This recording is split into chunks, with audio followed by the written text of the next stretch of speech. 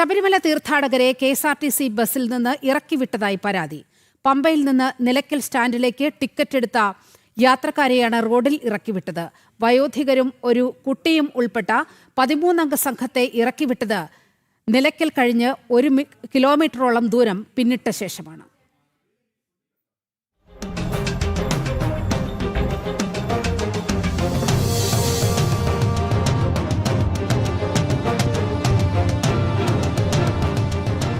കൊല്ലത്തു നിന്നെത്തിയ തീർത്ഥാടക സംഘത്തിനാണ് ദുരനുഭവമുണ്ടായത്. 17-ന് രാത്രി ദർശനം പൂർത്തിയാക്കി മലയിറങ്ങിയ സംഘം പമ്പയിൽ നിന്ന് നിലയ്ക്കലേക്ക് ടിക്കറ്റ് എടുത്തു. പമ്പ തിരുവനന്തപുരം ബസ്സിലായിരുന്നു യാത്ര.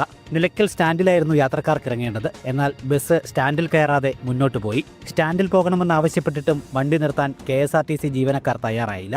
ഒടുവിൽ നിലയ്ക്കലിന് ശേഷം 1 കിലോമീറ്ററോളം ദൂരം പിന്നിട്ട ശേഷം ബസ് നിർത്തി. യാത്രക്കാരെ വനത്തിൽ ഇറക്കിവിട്ടു.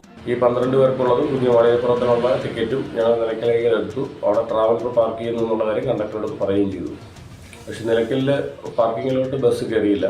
അപ്പോൾ കണ്ടക്ടറോട് ചോദിച്ചാൽ ചിലപ്പോൾ ഇറങ്ങുന്ന വഴിയിലായിരിക്കാം ബസ് കയറുന്നതെന്ന് പറഞ്ഞു. പക്ഷെ അന്നേരവും നിർത്തിയില്ല. അങ്ങനെ കണ്ടക്ടറെ വിളിച്ച് പറഞ്ഞു. അപ്പോഴേക്ക് 1/2 കിലോമീറ്റർ കഴിഞ്ഞു. അപ്പോൾ 1/2 കിലോമീറ്റർ കഴിഞ്ഞ ശേഷം കണ്ടക്ടർ പോയി ആവശ്യപ്പെട്ടിട്ട് ബസ് നിർത്താതെ പിന്നെ ഞങ്ങൾ സംസാരമായതിനു ശേഷമാണ് ബസ് നിർത്തുന്നത്. ബസ് നിർത്തിയപ്പോൾ ഡ്രൈവർ പറയുന്നത് രാത്രി 10 മണിക്ക് ശേഷം നിലയ്ക്കലേക്ക് ബസ് പോകില്ല, നിലയ്ക്കൽ സ്റ്റാൻഡിലേക്ക് ബസ് പോകില്ല, പോകേണ്ട ആവശ്യമുള്ളവർ ഇവിടെ ഇറങ്ങി നടന്നു പോകണം. അപ്പോഴത്തന്നെ 1/2 കിലോമീറ്റർ കഴിഞ്ഞു.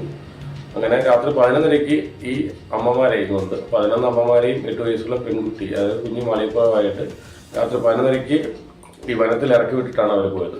11 മുതിർന്ന സ്ത്രീകളും ഒരു കുട്ടിയും ഉൾപ്പെടെ 13 അംഗങ്ങളായിരുന്നു തീർത്ഥാടക സംഘത്തിലുണ്ടായിരുന്നത്.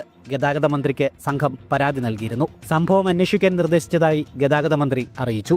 ജനം, പത്തനംതിട്ട.